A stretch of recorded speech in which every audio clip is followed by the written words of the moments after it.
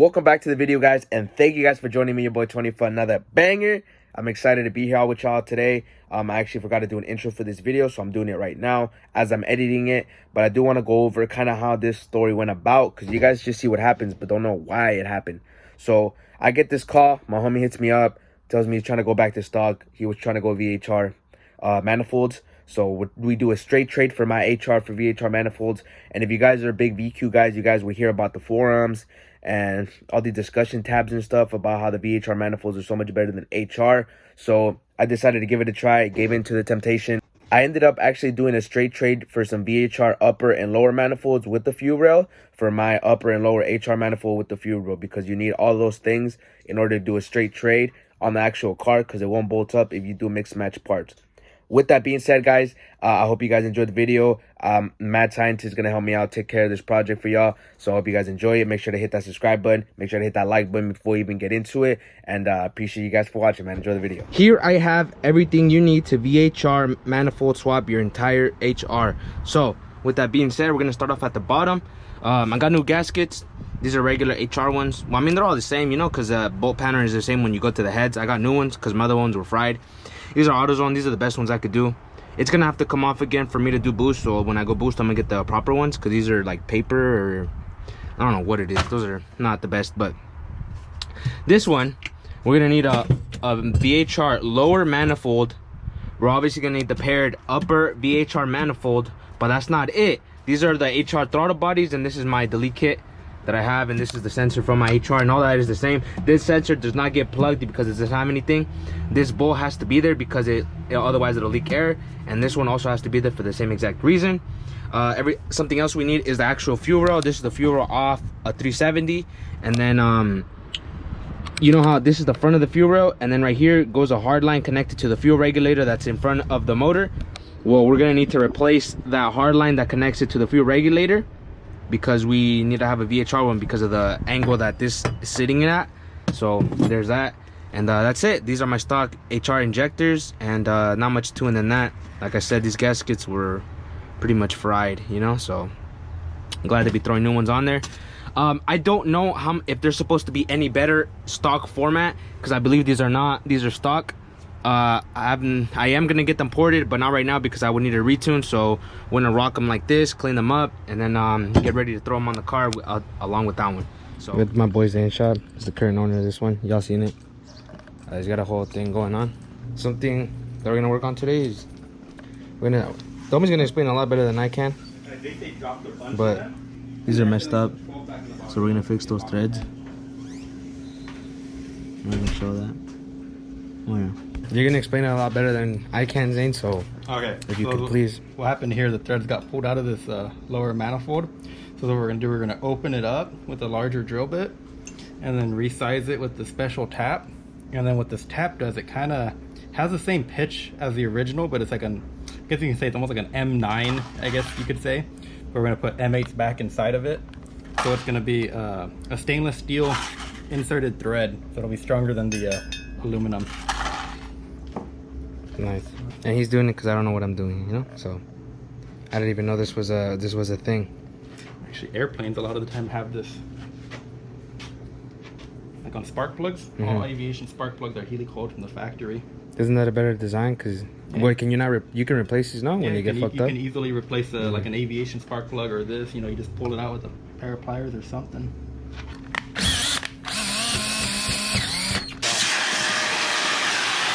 Oh, it looks ported. I think he told me they touched it up, but he said that it was still pretty. It looks like it's been ported. You can feel the tooling marks. All that kind of little shiny, kind of like little microscopic scratches and all that. Oh shit! It's been ported. Don't be telling the viewers that, Zane. I didn't know what I'm running. I don't think it should be running too bad, right then. What? No. This is perfect because it's just OEM port size, just cleaned up. So wouldn't add too much horsepower, like if I would have put it on my NA car. It still can, because if you have rough casting in here, sometimes you'll see like little lines. Because when they're they don't come that so perfect. You're essentially cleaning it up to what the engineers initially wanted. You're just cleaning up you know, the accidents that happen at the factory Mm-hmm. with all the little cast flashing and little kind of like, you know, they look like little lines sometimes. You can see sand casting. I don't know if this has. I think the other one are a lot more pronounced, where they have like lines on the inside. Oh yeah, see like here, you know, it'd have all these like parting lines on the inside and whatnot. Maybe that's them down here, you know.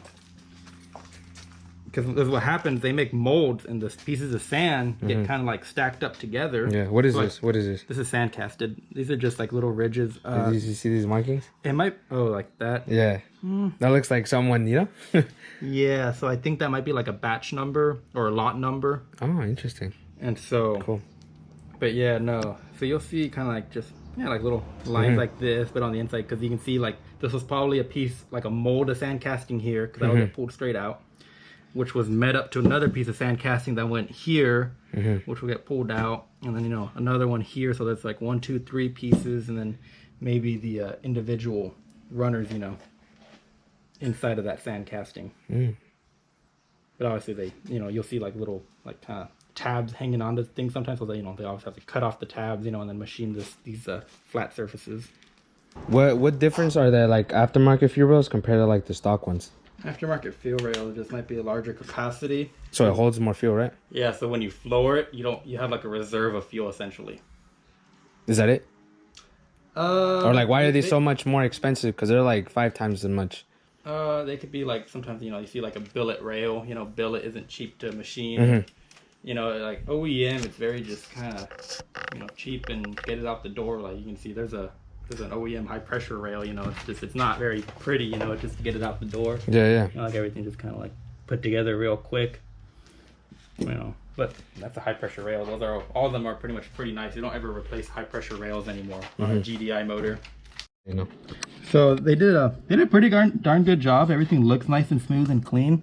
But what they failed to do is there's a little hump right here. It looks like a little speed bump almost. Right in here, that edge right here. And so what's going to happen, the air's going to come, if it comes on this edge, which it most likely will. This is the floor of the port, and then this is going to be the roof. What's going to happen here is the air's going to hit that and kind of deflect up off of it and then run this way. So you're essentially making the air kind of redirect, so it can be might be a little intrusive, might not be, but air typically really only flows in the inner 80% of a port anyway, so it's not really sticking out that far. If you're pointing air straight at it, then yeah, but if it starts to come in around this angle, then it should be fine. Because it's already making that turn? Well, there's a boundary layer. There's something that's called a boundary layer. It's kind of like it's a layer of air, but it's like a cushion. So even though your port's this big, you're probably only flowing air from here to here and like here to here. So there's like 20% of this is going to be that little cushion of air, that boundary layer. Happens on cars too. There's like a cushion of air that the air deflects off of. It's interesting. So that's how that works. So it's there, but I don't think it's big enough to where it'll cause an issue. You know, if anything, who knows? I mean, in some cases, you know, it might even deflect it out towards the injector, which might be good, but you know, maybe even Nissan put it there from the factory, who knows. But see, like this one doesn't have it. The other This one's not very prominent. This one's very prominent. Not really there, just feels like a smooth radius. So ideally, you kind of would want to match all the ports. If you're going to go and port it, flow match them. How do you do that? If you want to get fancy, you put on a flow bench. You run air through it, and then you see how much air that one port runs. Then you match them all. Nice done. So now we got all these drilled out, I think. Yep. They're all drilled out. So now we get this kind of oversized tap. It's interesting. It's got like the same thread pitch, but it's like oversized. So that when you insert this, it brings it back down to the original size. This being a tapered tap, it kind of lines itself up, so that's nice. And you start cutting. So you can already see that we got all these holes drilled out, and now we tapped one with the special helicoil tap. You can see all the fresh threads in there. So now we get this this coil, and it'll bring it back down to the original size. So this can be a little tricky to catch the starting thread at times, but oh, I got it. So now you just thread this in like so, and you just keep going. Sometimes you'll hear it kind of like blink back like that, and that's because it's actually a little bit bigger, so it's kind of like shrinking and expanding a little bit. So it will kind of feel a little springy going in. But and these we can replace, right? Like if I were to mess this up. Correct. So Interesting. you just keep going. And then, do race cars have these? Maybe, but it's kind of personal preference. But you're just gonna want to sink it down a little bit below the surface. And there is now on the end of these, there's this little tang, and that's what you use to drive it in. And you can see that little break right there. Oh, the indentation, right? Yeah, that little indentation. So what you do is you take something smaller and you shove it in there, and then you just break it. What? So that way your bolt can go all the way through, all the way to, you know, the bottom like it was before, like so. Crazy.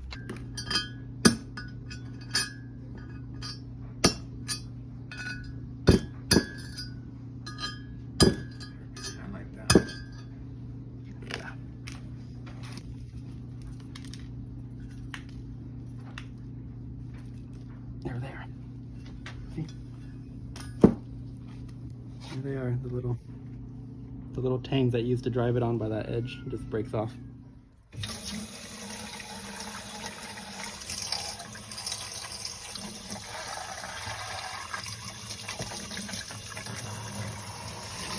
So like, depending on how the air hits it, because the way air ends up working, it's actually a fluid because it's like a movable kind of like body of, you know, matter. So you can actually see down in here with that speed bump we were talking about earlier. Look, over here, Tony. If you look down the port, when the air hits it at this angle, you can see the water jump up. So I don't know if that was factory or not, or if that's just how it ends up getting ported. That's over here more. You can see it more over here. You can kind of see that the water kind of jumped up off the bottom of the port. We can throw these on now. You gotta be careful with these, man. Don't want to mess these up. Drop these in there.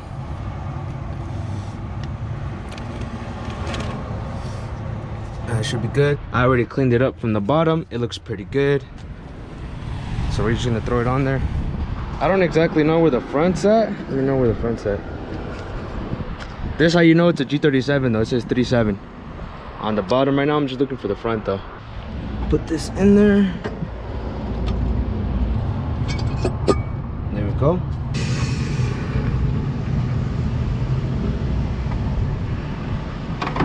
I got the tightening sequence for the bottom bolts of Z1 Motorsports that I'm gonna post a picture up right now.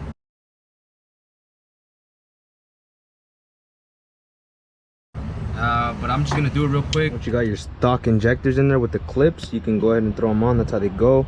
Took me a while to figure that out. There's a 370 fuel oil like I mentioned before, so it should fit exactly onto this thing. All right, this is not a direct fit, so you do have to finesse some stuff. This hard line is really starting to get kinked up. It's getting really close to right there, and I'm sure that's limiting my fuel. But like I said, this is temporary. It's not gonna get bolted onto anything either, because there's nowhere for me to mount it. The location of it is very awkward, so I'm really just trying to make it happen with what I got, guys. When I do the fuel system, it should be a lot better. I'm gonna add, I already have my fuel system, but I'm gonna add fuel rails, because these have to be, I don't know why they were cut and shit, but they were cut, and this one doesn't have anything holding onto it. So just to be safe, man, you know, I'm gonna get a new fuel rails, some VHR fuel rails, throw them on, and make my own line for right here, and get this out of the way, because I can't even run the strut bar no more, man. Can't even run it. So later on we'll figure that out. For right now, I'm just trying to get this thing on there, throw on the upper manifold, and we'll be closer and closer to being done. This one's more of the more easy ones. You just kind of line up the front hole. There we go. There we go. I couldn't find a torque sequence for this one, but as far as I know, it's the front one, the back one. I took the morning to check, double work my stuff, because I messed up last night and it was bogging like crazy, and it sounded like I had a massive air leak. So I'm gonna show you guys a little few things that I did. Maybe they'll help you. First off, you're gonna need to block off these if you don't have a PCV port. If this one has two instead of one like the HR ones. What else?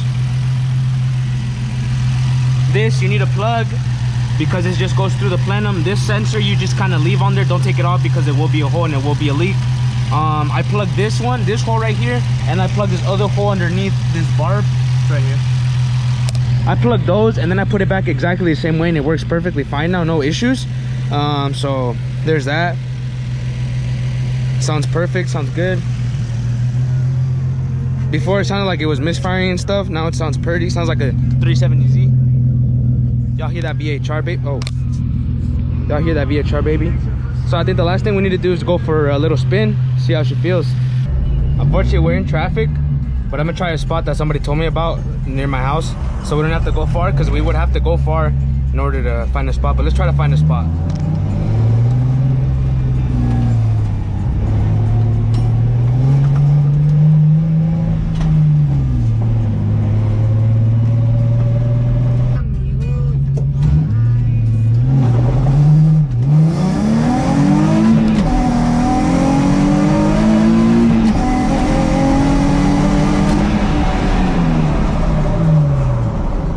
Back at the crib, guys. I hope you guys enjoyed the video. I hope you guys enjoyed the pool. The reason I didn't do too much driving was because this was actually filmed previous months ago, and I didn't really drive it hard because I thought the car was gonna lean out on the VHR manifold because I didn't think it was running properly as it should.